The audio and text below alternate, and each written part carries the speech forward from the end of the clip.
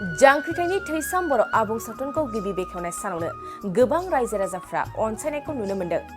RD मसन पिक्चार्सजों दिहुनजानाय बर' दावहारु आरो बर'नि गारबोनाय जारिमिनजों सोमोन्दो थानाय जांख्रिथायनि थैसाम सावथुनखौ थांनाय मैया बिजनि बरलावगावआव प्रिमियार श' खुंनानै गाजा गोमजायै बेखेवना होयो। बेखेवगिरि हिसाबै बर'नि देंखोनि रानि देंखोगिरि सुलेखा बसुमतारिया बेखेवना होयो। जांख्रिथायनि थैसाम सावथुनखौ नायनो थाखाय रायजो राजाजों महरगिरि देंखोगिरि आरो लोगोसे गोबां बारग' एनडिपि हान्जानि दैदेनगिरि सोद्रोमाफोरखौबो बाहागो लानायखौ नुनो मोन्दों। सावथुननि लिरगिरि एबा बिथोनगिरि पंकज लाहारिया सावथुनखौ अनसायनो एबा नायनो थाखाय बयखौबो खावलायदों आरो बे बर' सावथुननि दिनैनिफ्राय आसामनि गुबुन गुबुन जायगाफ्राव दिन्थिगोन होनना फोरमायदों डाइरेक्टर पंकज लाहारिया।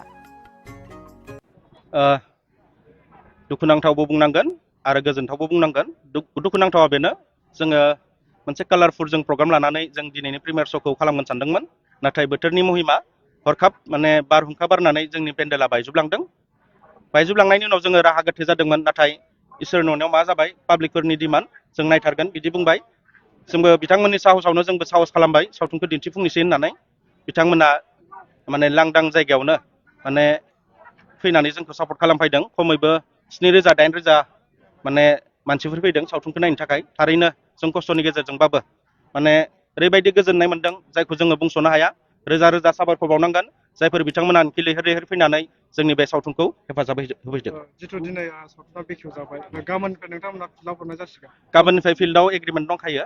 गाबोननिफ्राय जोङो बायदिसिना दाब दाब जायगायाव आसामनि दाब दाब जायगायाव दिन्थिफुंनाय जागोन। बाखि लाङि जायगाफ्राव लांनो हासिगोन गाबोननिफ्राय लांनो हासिगोन। नोंथांमोननियाव दासिमाव मोनबेसे एग्रिमेन्ट जाना? एग्रिमेन्टखौ आं मिथिनायाव ओरैनो 100 क्र'र जाबाय। गाबोननि समावनो जोंनिया टटेल 30टा श' दङ।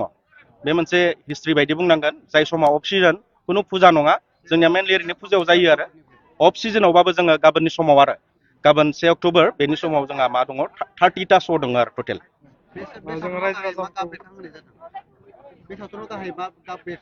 बे सावथुनाव जोङो गुबै बेरखांहोनाय जादों जोंनि गोबां जोहोलावजोफोरा माब्लाबा ओरैबायदि लामाखौ लानो गोनां जायो।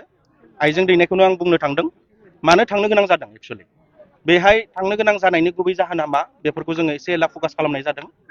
जोङो माबायदियै जोंनि जाथिखौ, जोंनि जाथिनि गेजेराव थानाय सुबुंफोरखौ जों माबायदि जोङो दैदेनलाङोब्ला जोंनि बेफोरबायदि गुबुन लामाजों दिंग्रायलांनाया खम जागोन, बेफोरनि गोबां मेसेज होनाय जादों आरो डायलगनि गेजेरजों। पिक्साराइजेसनजों हास्लाबाखैबाबो जोङो डायलगनि गेजेरजों बेखौ मेसेज होनाय जादों आरो।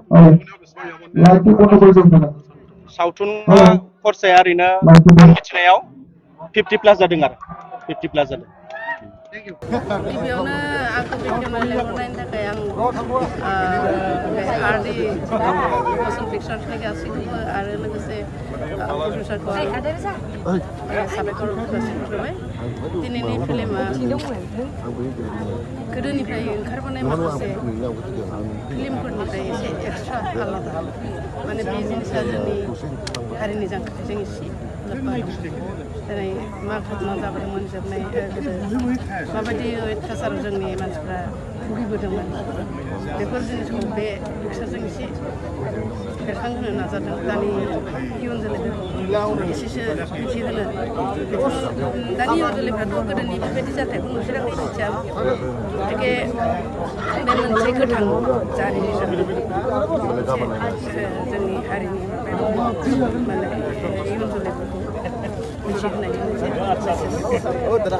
बे हिसाबै गोबां ओनसोलफोराव रायजोफोरा नायनो थाखाय मा खालामो? आं बेखौनो खावलायगोन, जोबोद मोजां पिक्चार। आंनि नोजोराव जों नायदोंमोन बर' फिल्म गोबां नुबोदों, खिन्थु दिनैनि फिल्मखौ आङो एसे एक्सट्रा होननानैनो आं बुंगोन। बेलेग जादों, जोबोद मोजां जादों। गासैबो बर' रायजो राजाफोरखौ आं नायगोन होननानै फसायगोन होननानै आजावगोन होननानै मिजिंथियो।